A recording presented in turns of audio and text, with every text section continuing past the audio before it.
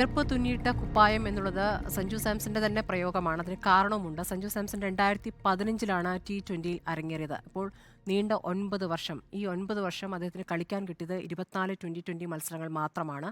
എല്ലാ വർഷവും ഏകദിന ലോകകപ്പ് സമയത്ത് T20 കളിപ്പിക്കും. T20 ലോക സമയത്ത് ഏകദിനം കളിപ്പിക്കും. ഇതാണ് അദ്ദേഹത്തിന് സംഭവിച്ചിട്ടുള്ള ഒരു കാര്യം.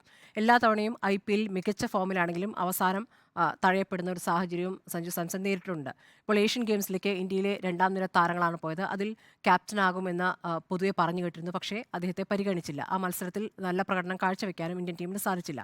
അപ്പോൾ സെലക്ഷൻ കമ്മിറ്റിക്ക് എല്ലാ സമയത്തും ഒരു ഫേവറേറ്റിസം ഉണ്ട്. അതിൽ ഋഷഭ് പന്തും KL രാഹുലും ഇഷാന്ത് കിഷനുമാണ് എപ്പോഴും സ്ഥിരമായി അവരുടെ ലിസ്റ്റിൽ വന്നിട്ടുള്ള വിക്കറ്റ് കീപ്പറായി പരിഗണിക്കപ്പെട്ടിട്ടുള്ളത്. അപ്പോഴൊക്കെ സഞ്ജു തഴയപ്പെട്ടിട്ടുണ്ട്. അപ്രസക്തമായ മത്സരങ്ങളിൽ മാത്രമാണ് അദ്ദേഹത്തിന് കളിക്കാൻ കഴിഞ്ഞിട്ടുള്ളത്. പക്ഷേ ഇത്തവണ മുൻ കളിക്കാരടക്കം സഞ്ജുവിൻ്റെ പേര് ആവർത്തിച്ച് പറയുകയും അങ്ങനെ പരിഗണിക്കപ്പെടുകയാണ് ചെയ്തിട്ടുള്ളത്. IPL നിലവിൽ ക്യാപ്റ്റൻ, ബാറ്റ്സ്മാൻ നിലയിലൊക്കെ മികച്ചു നിൽക്കുന്ന നിലയിലുള്ളത് ഇപ്പോൾ ഋഷഭ് പന്തുണ്ട്, KL രാഹുലുമുണ്ട്. ഇവർ ആണ് ആകെയുള്ള ഒരു വെല്ലുവിളി എന്ന് പറയാവുന്നത്. പക്ഷേ IPL റൺസിലായാലും സ്ട്രൈക്ക് റേറ്റിലും ഒക്കെ സഞ്ജു വളരെ മുന്നിലാണ് നിൽക്കുന്നത്.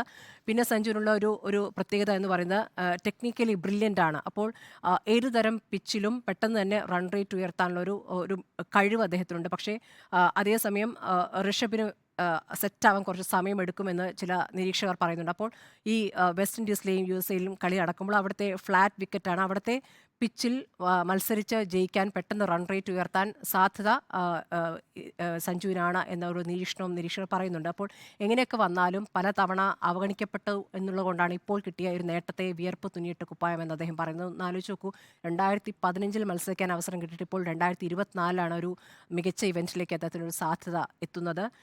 അപ്പോൾ ഇത്രയും 10 വർഷത്തെ 9 അല്ല 10 വർഷത്തെ കാത്തിരിപ്പിന് ശേഷം കിട്ടുന്ന ഒരു ഇവൻ്റ് എന്ന നിലയ്ക്ക് അതിൽ നല്ല പ്രകടനം കാഴ്ചവെക്കാൻ അദ്ദേഹത്തിന് സാധിക്കട്ടെ.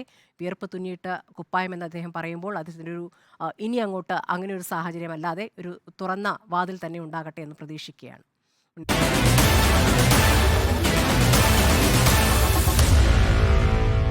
Meet the editors.